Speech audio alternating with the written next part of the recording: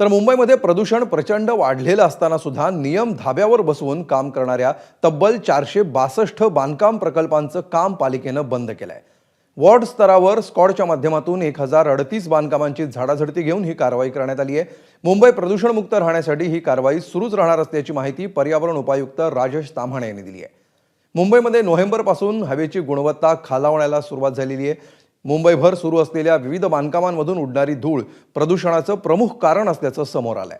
त्यामुळे पालिकेनं मुंबईतील सुमारे 5000 बांधकामांना नोटीस बजावून प्रदूषण नियंत्रणाचे नियम पाळण्याची सक्ती केली आहे। यासाठी 28 प्रकारचे नियम देखील पालिकेनं जाहीर केलेत।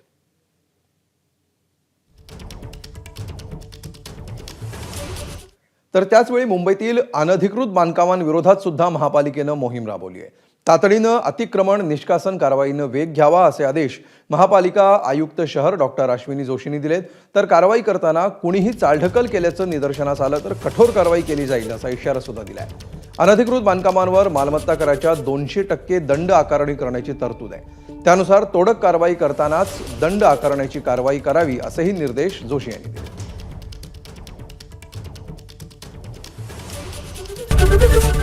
एबीपी माझा, उघडा डोळे बघा नीट।